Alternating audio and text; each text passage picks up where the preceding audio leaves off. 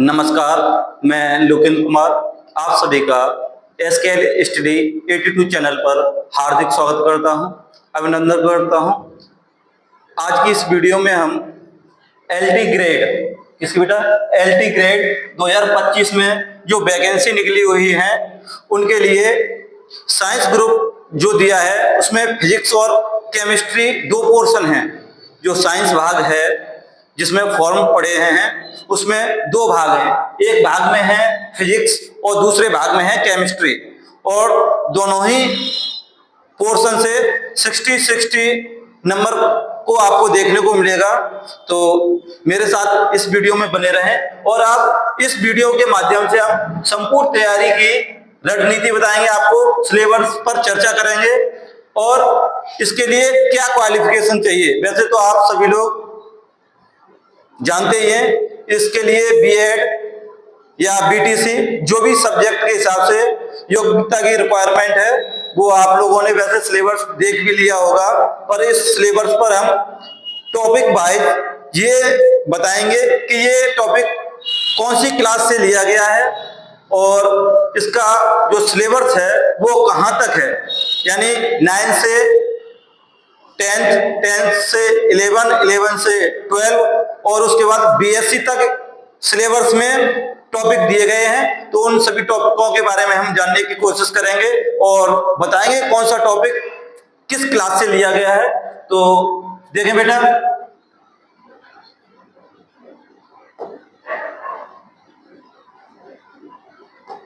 देखें पाठ्यक्रम में देखें, पाठ्यक्रम है आपका विषय है विज्ञान, और विज्ञान में आपका जो पोर्शन हम लेकर आए हैं वो है भौतिकी। ठीक है, भौतिकी में जो आपकी पहली इकाई जो दी गई है, जो पहली इकाई है वो है सामान्य भौतिकी, और सामान्य भौतिकी के अंदर जो टॉपिक है यानी जो यूनिट है यांत्रिकी। क्या है? यांत्रिकी। यांत्रिकी ये जो एक यूनिट है वो यूनिट लगभग कह सकते हैं से फर्स्ट ईयर 11th क्लास के सभी टॉपिक इस यूनिट के अंदर हैं। तो मेरे साथ देखें, इकाइयां और विमा, यह फर्स्ट ईयर का पहला ही टॉपिक है। जो फर्स्ट ईयर 11th क्लास है उस क्लास से पहला ही टॉपिक है सदिश और अदिश राशियां। गुणनफल पूछा गया है, सदिश और अदिश के गुणनफल भी यहां देखने हैं हमें। और उसके बाद प्रवणता, डाइवर्जेंस और कर्ल, गॉस, स्टोक्स प्रमेय और प्रयोग स्टोक्स के, ठीक है, गति, बल एवं त्वरण, ये जो सभी टॉपिक हैं ये सभी फर्स्ट ईयर क्लास में और कुछ टॉपिक 9th क्लास में भी आपको देखने के लिए मिल जाएंगे। गति के समीकरण, गतिज एवं स्थितिज ऊर्जा, रेखीय एवं कोणीय संवेग, ऊर्जा एवं संवेग और संरक्षण, संरक्षीय और असंरक्षीय बल, ये भी आपको फर्स्ट ईयर और ये टॉपिक बीएससी में भी आपको मिल जाएगा। ठीक है, घूर्णन गति, अपकेंद्रीय तथा अभिकेंद्रीय बल, ये भी आपको 11th क्लास में देखने के लिए मिल जाएंगे। उसके बाद गुरुत्वीय बल, केंद्रीय बल, केपलर के ग्रह गति के नियम, केपलर जो वैज्ञानिक हैं उनके नाम पर ही ग्रहों के गति संबंधी नियम इन्होंने दिए थे। भूस्तर, उपग्रह, गुरुत्वीय त्वरण, यानी जो भी पलायन वेग, सरल तथा यौगिक लोलक, जड़त्व आघूर्ण, समांतर एवं लंबवत अक्षीय प्रमेय, ये जो सभी टॉपिक दिए गए हैं यानी यांत्रिकी में वो लगभग सभी टॉपिक कोई 11th क्लास से है, कोई 9th क्लास से है। आपको ये सभी टॉपिक यांत्रिकी के अंदर देखने के लिए मिलेंगे, जैसे गोला, रिंग चक्र का व बेलन के जड़त्व आघूर्ण, कोणीय संवेग, बल आघूर्ण। इसके आगे और देखेंगे बेटा, ये भी जो है वो भी यांत्रिकी के अंदर ही है। धारा रेखीय एवं विक्षोभ प्रवाह, क्रांतिक वेग, स्ट्रोक एवं पॉइजनी के सूत्र, बर्नौली प्रमेय, ये आपको 11th क्लास में देखने को मिलेगी। और उसके उपयोग पृष्ठ तनाव, द्रवों के वक्र तलों के अंदर आंतरिक दाब, पृष्ठ ऊर्जा, उसके बाद केशिका में द्रव का प्रवाह, प्रत्यास्था, और क्या दिया है, प्रत्यास्था गुणांक। ठीक है, आपको प्रत्यास्था और उसके बाद क्या होता है ना, प्रत्यास्था गुणांक। ये सभी टॉपिक आपको 11th क्लास में और कुछ टॉपिक आपको ग्रेजुएशन में भी देखने के लिए मिल जाएंगे।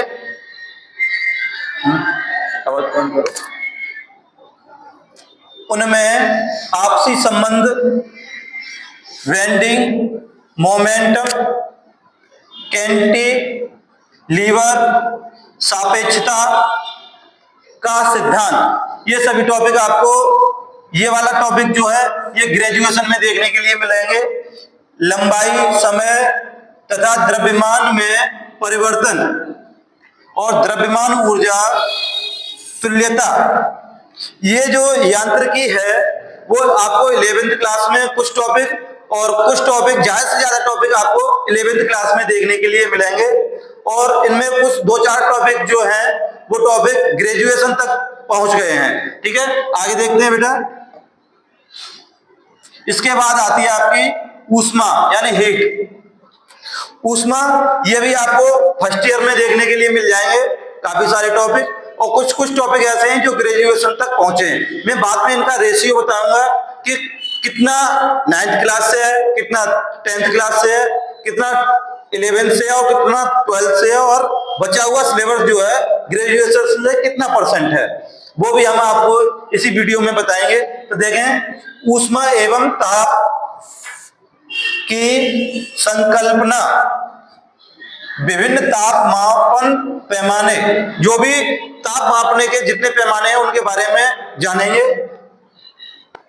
परमताप, ठोस, गैस और द्रवों के ऊष्मीय प्रसार, जो द्रव होते हैं उनका ऊष्मीय प्रसार देखना है।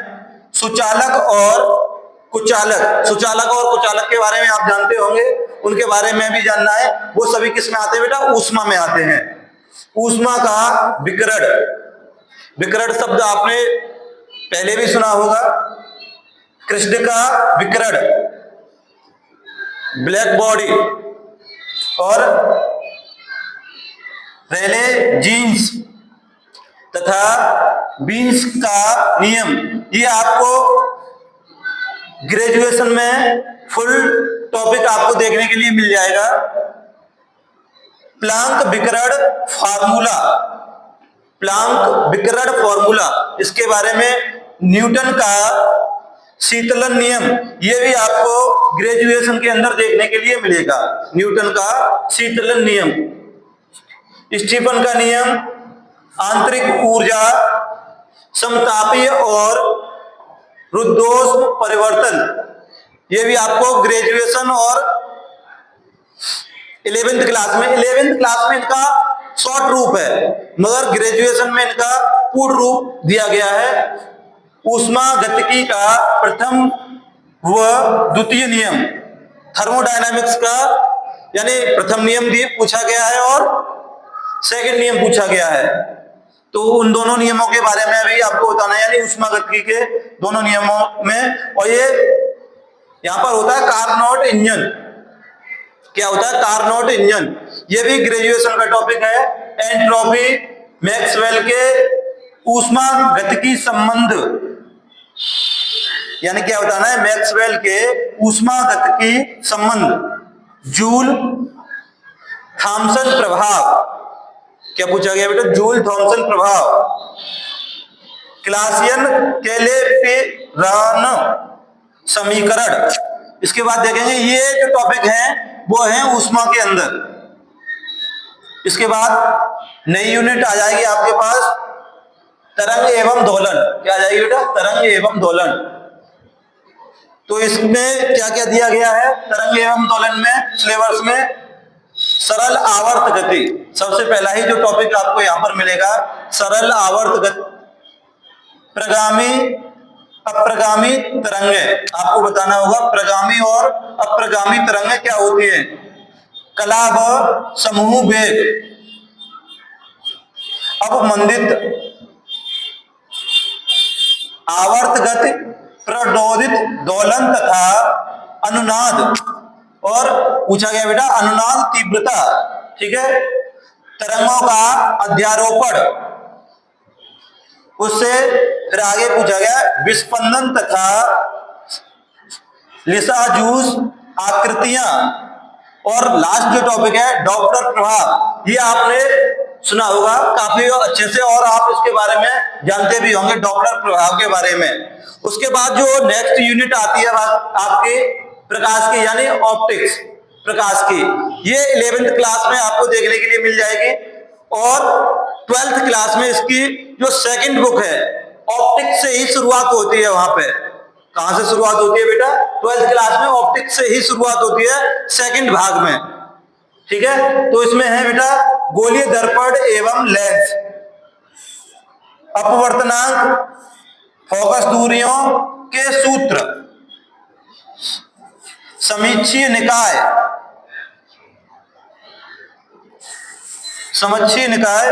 और पूछा गया बेटा पतले लेंसों का संयोजन।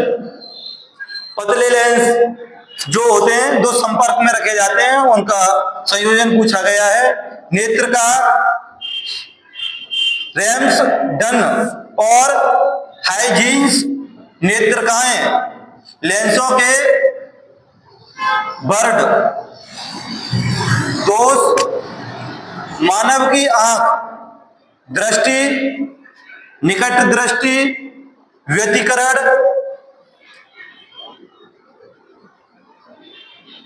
विवर्तन और ध्रुवण की मूल अवधारणाएं। किस किस की पूछी गई है बेटा? विवर्तन और ध्रुवण की मूल अवधारणाएं।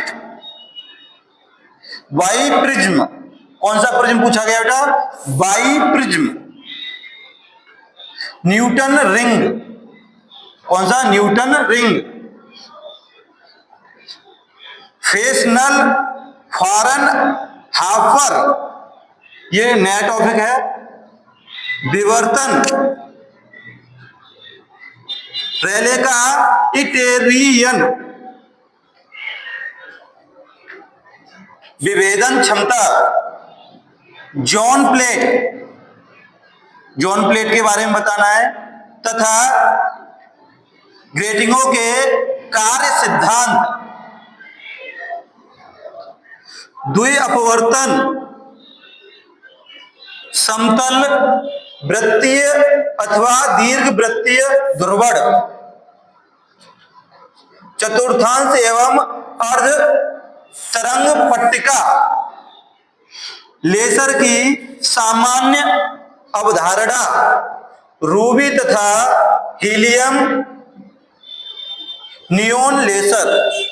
ये सभी ऑप्टिक्स के अंदर हैं। इतने सारे जो पॉइंट दिए गए हैं, इन पॉइंटों के बारे में जब क्लास शुरू होगी तो आप लोग बारीकी से समझेंगे। जो अगली यूनिट आपके सिलेबस में निकल के आती है वो निकल के आती है बेटा आपकी विद्युत तथा चुंबकत्व के,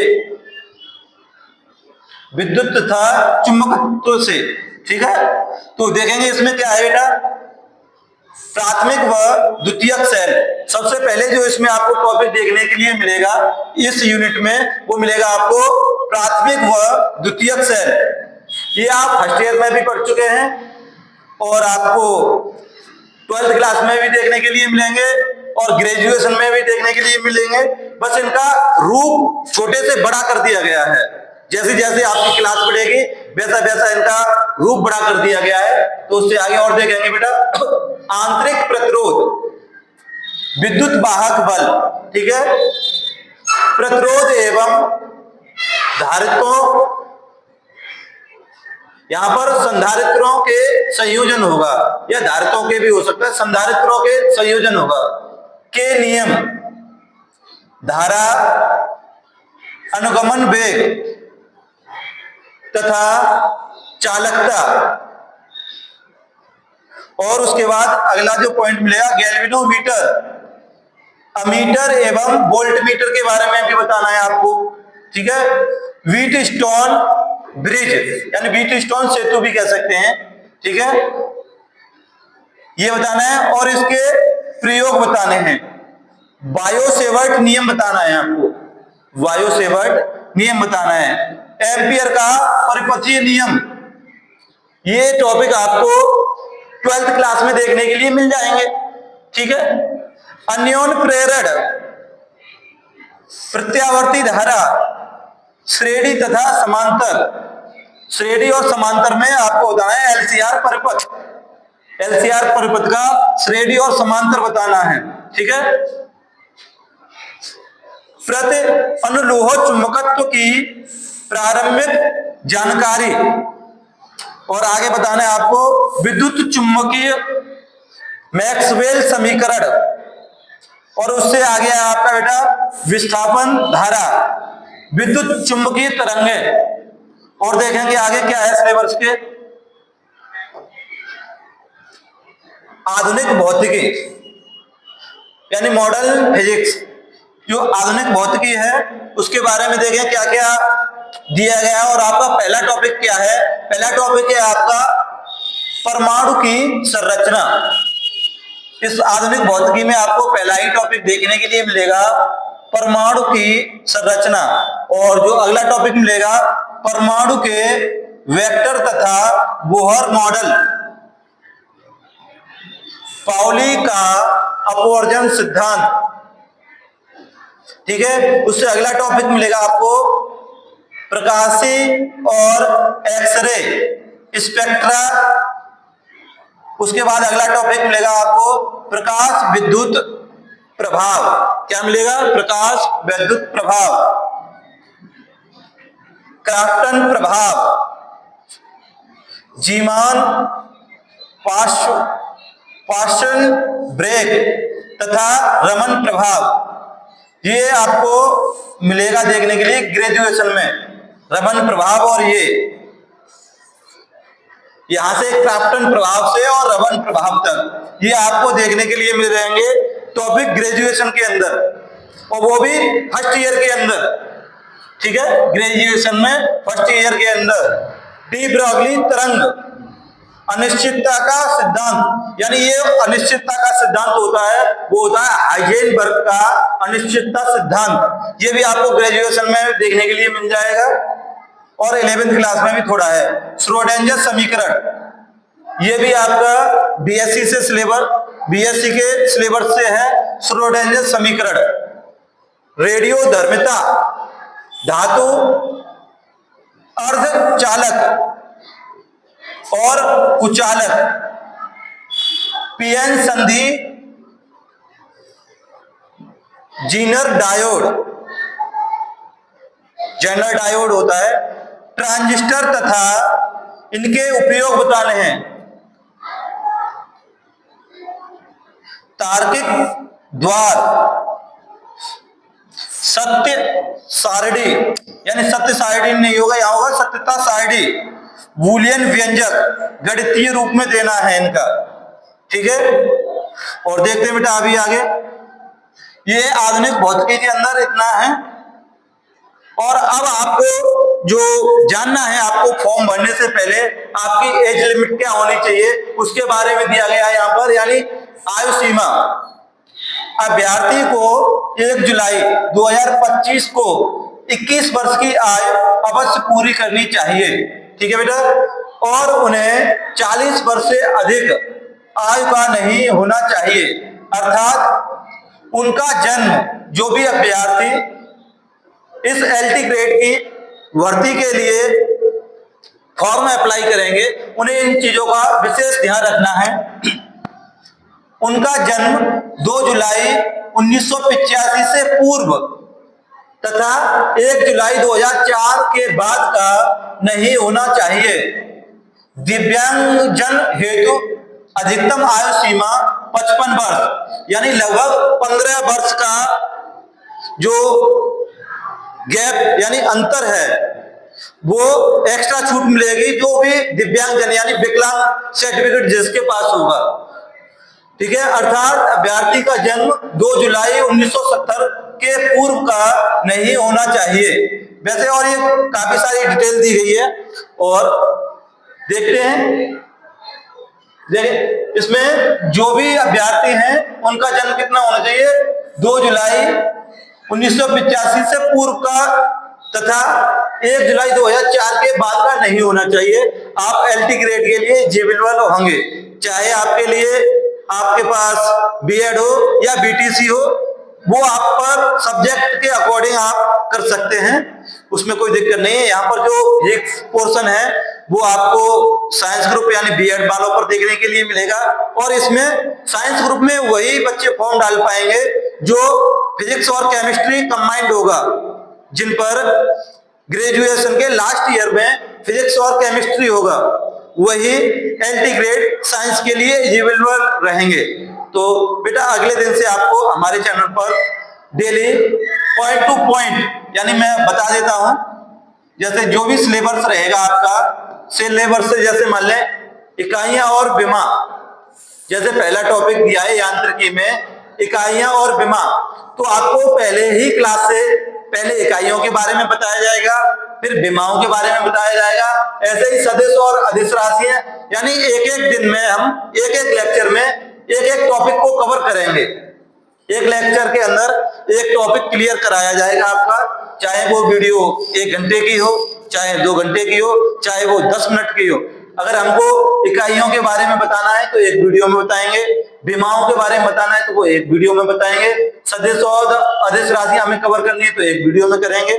तो आपको अगर ये जानकारी अच्छी लगी हो तो हमारी वीडियो को ज्यादा से ज्यादा शेयर करें और हमारे चैनल को सब्सक्राइब करें और आप हमारे साथ लगातार बने रहें। एलटी ग्रेड का पूरा कोर्स जो होगा हम यूट्यूब पर फ्री कराएंगे और आपको नोट्स भी अपने टेलीग्राम चैनल के माध्यम से प्रोवाइड कराएंगे, वो भी निःशुल्क। तो थैंक यू।